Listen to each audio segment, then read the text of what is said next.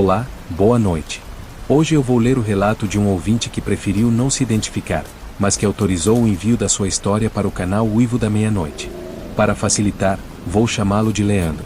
Esse relato aconteceu no interior de São Paulo, mais precisamente em Pilar do Sul, em um sítio afastado conhecido por todos na região como Sítio do Areal. Leandro decidiu compartilhar essa experiência depois de muitos anos guardando isso apenas para ele e para a família mais próxima. O que ele viveu naquela noite, ele nunca conseguiu esquecer. Agora, finalmente, ele achou que era hora de contar o que viu. E você, que está ouvindo aí no escuro, esteja preparado. Eu me chamo Leandro, bom, pelo menos aqui no relato. Tenho 43 anos hoje, mas o que eu vou contar aconteceu quando eu tinha 16, lá em 1997. Na época, eu morava com meus avós no Sítio do Areal, uma propriedade da nossa família que ficava a mais ou menos meia hora do centro de Pilar do Sul. Era uma região de terra vermelha, muito mato e poucas casas. Não tinha asfalto, nem luz elétrica em boa parte da estrada. O sítio tinha uma casa de madeira simples, com alpendre na frente, 2 quartos, uma cozinha e um fogão a lenha que minha avó usava até para esquentar água para banho. No fundo da casa tinha um galinheiro, uma pequena horta, e o resto era tudo pasto e mato fechado. Na época, eu ajudava meu avô a cuidar das galinhas e também levava leite para vender numa vendinha na beira da estrada. Naquele ano, as coisas estavam esquisitas por lá.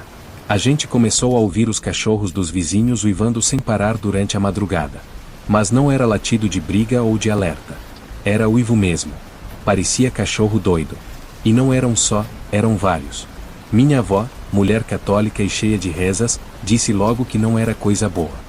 Meu avô, que era mais calado, só dizia que a mata andava esquisita. Lembro de uma noite em especial, acho que era uma sexta-feira. A luz da casa já tinha sido apagada, e eu estava deitado no colchão de palha, tentando dormir, quando escutei um barulho lá fora. Um estalo seco, como de galho quebrando, e depois um gemido, um som meio rouco, gutural, difícil de explicar. Não parecia nem bicho nem gente. Fiquei parado, com o ouvido atento. A casa era toda de madeira, então qualquer passo lá fora fazia eco. Foi aí que ouvi o portãozinho do galinheiro bater. Fui até a janela devagar, afastando um pouquinho a cortina. A noite estava escura, mas tinha clarão da lua cheia. E foi aí que eu vi uma figura agachada entre as galinhas. Parecia um homem, mas a pele era muito escura, quase como se estivesse coberto de barro. Os braços eram compridos demais, e mesmo de longe eu conseguia ver que ele tinha as costas meio corcundas. As galinhas estavam todas empoleiradas no alto, tentando fugir, só que não faziam barulho. Era como se estivessem hipnotizadas. De repente, aquela coisa se ergueu. E o que vi me fez recuar para trás da janela, com o coração disparado. Aquilo tinha um focinho. Um focinho comprido como o de um lobo. E os olhos, não sei como descrever, mas brilhavam num tom amarelo dourado, refletindo a luz da lua. Eu queria gritar, mas não consegui. Meus músculos estavam travados. Escutei passos pesados se aproximando da casa, primeiro pela grama, depois pela varanda de madeira. Os passos eram lentos, como se soubesse exatamente onde pisar. Minha avó, no quarto ao lado, começou a rezar em voz baixa. E então, a maçaneta da porta girou. Naquele instante, meu corpo inteiro gelou. A maçaneta da porta girando, tão devagar que parecia estar provocando a gente. Não fez barulho metálico, mas o ranger da madeira da porta sendo pressionada de leve encheu o ar como se fosse um trovão. Eu queria correr até o quarto dos meus avós, mas minhas pernas não obedeciam. E minha mente só repetia uma coisa: isso não é humano. Isso não é humano. Meu avô levantou da cama e foi até a cozinha devagar, com um velho facão na mão. Não falou nada. Me encontrou paralisado no canto da parede. O rosto dele estava sério, como se soubesse exatamente o que estava do lado de fora. Minha avó, do outro quarto, continuava rezando em voz baixa, agora mais firme. Era o terço inteiro, e ela não errava uma palavra. A porta então parou de ranger. E por um segundo, tudo ficou em silêncio. Um silêncio tão absoluto que até o vento pareceu ter sumido. Mas durou pouco. Veio um rosnado. Não do lado de fora. Do telhado. A coisa estava em cima da casa. Dava para ouvir as tábuas do telhado estalando, como se algo muito pesado tivesse subido lá. Meu avô olhou para cima com o facão em riste. E foi quando escutamos um arranhado, como unhas passando devagar pelo telhado. Ele me puxou pelo braço, quase me carregando até o quarto deles. Trancamos a porta e encostamos um armário velho contra ela. Minha avó nos olhou, assustada, mas não parou de rezar. Meu avô então apagou o lampião e ficamos todos no escuro. O único som era o nosso respirar acelerado, e aquele arrastar no telhado, indo de um lado pro outro. Naquele momento, eu tive certeza que aquilo sabia que a gente estava lá dentro. Não demorou muito até ouvirmos o grito. Mas não foi de nenhum de nós. Foi da vizinha, a dona Elza, que morava a uns 200 metros do nosso sítio, do outro lado do pasto. Era um grito de desespero, daqueles que fazem o sangue da gente gelar. Logo depois, ouvimos o uivo. Longo, grave, e parecia sair de dentro da terra. Um som que entrou no meu peito e me deixou sem fôlego. Não era som de cachorro, não era de lobo. Era algo que não devia existir. Meu avô então murmurou bem baixinho. Isso voltou. Eu sabia que ia voltar. Aquilo me pegou de surpresa. Como assim voltou? Ele já tinha ouvido aquilo antes? Ele percebeu minha expressão e falou. Foi no mesmo mês, há mais de 30 anos. Na lua cheia de agosto. Sumiram 2 crianças do bairro do Morro Alto. E teve rastros parecidos com esses na lama. Eu ia perguntar mais, mas nesse momento ouvimos um estalo. A coisa desceu do telhado. Um baque seco no chão do terreiro. E depois, passos. Pesados. Lentos. Como se tivesse garras tocando a terra. Meu avô fez um gesto com a mão, pedindo silêncio. E então, a janela do quarto tremeu. Como se algo tivesse passado muito perto dela. Minha avó apertava um rosário com tanta força que a corrente estava marcando os dedos dela. E de repente, sem aviso, ouvimos os galos gritarem lá fora. Um som alto, agudo, como se tivessem sido agarrados. Eu me levantei de um salto, ignorei o medo, e corri até a fresta da janela, abrindo só um fiozinho da cortina. E vi uma silhueta enorme carregando um galo morto na boca. Caminhava nas 2 pernas, mas de forma trapega, os braços balançando como os de um macaco, com as costas encurvadas. O rabo, sim, ele tinha um rabo, se movia lentamente, quase como se dançasse com o vento. Vi quando ele parou e virou a cabeça para o lado, como se soubesse que eu estava olhando. Os olhos dele brilharam no escuro. Amarelos. Fixos em mim. Senti um enjoo súbito. A cabeça girou, o estômago embrulhou.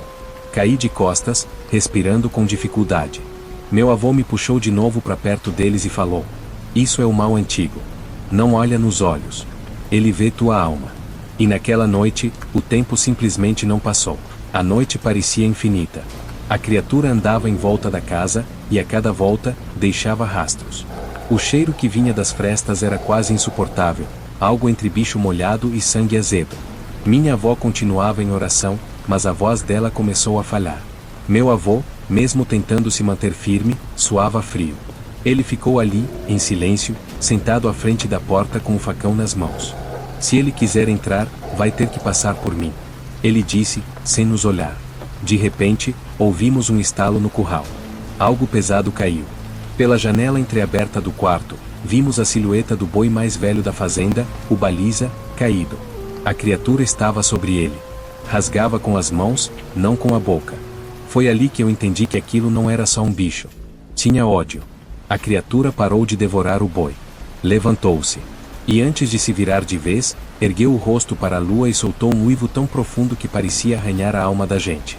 Meu avô segurou o facão com as 2 mãos e começou a murmurar uma reza que eu nunca tinha ouvido.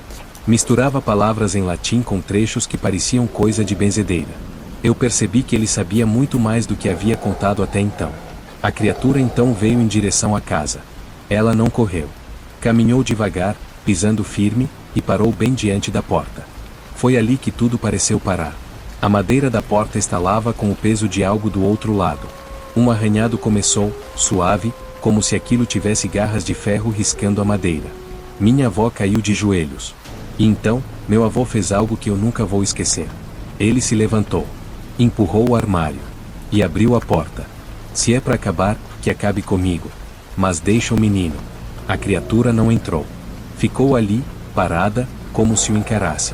E eu, de dentro do quarto, vi tudo. O luar iluminava só metade do rosto do meu avô, os olhos da coisa. Amarelos, mas tristes. Como se reconhecessem ele. Por segundos que pareceram horas, eles ficaram se encarando. Depois, o bicho virou de costas, se afastou lentamente e desapareceu na mata. Meu avô fechou a porta sem dizer uma palavra. Na manhã seguinte, fomos até o curral. Baliza estava morto, aberto do pescoço até o ventre. Os outros animais estavam todos agitados, mas vivos. Na terra batida, pegadas enormes de 3 dedos cruzavam todo o terreiro, indo em direção ao bananal. E ao redor da casa, marcas de garras. Mas nenhuma tentava arrombar, apenas passavam. Dona Elza, a vizinha que gritara, disse que viu uma criatura peluda e encurvada, com olhos de brasa, andando no meio do milharal. O cachorro dela sumiu naquela noite. E, segundo ela, o capim nasceu preto onde o bicho pisou. Meu avô nunca mais falou sobre aquilo. Passaram-se anos. Ele morreu em 2019. Quando estávamos esvaziando o velho baú dele, encontramos um caderno de capa preta, com anotações antigas.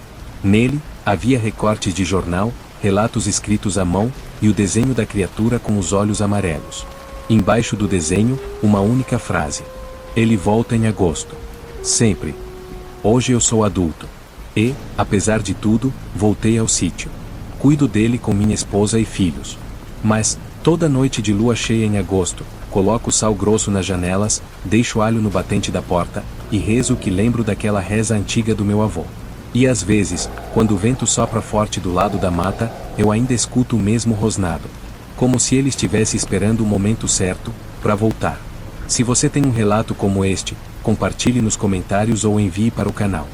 Boa noite, e cuidado com o que se esconde atrás das sombras da sua janela.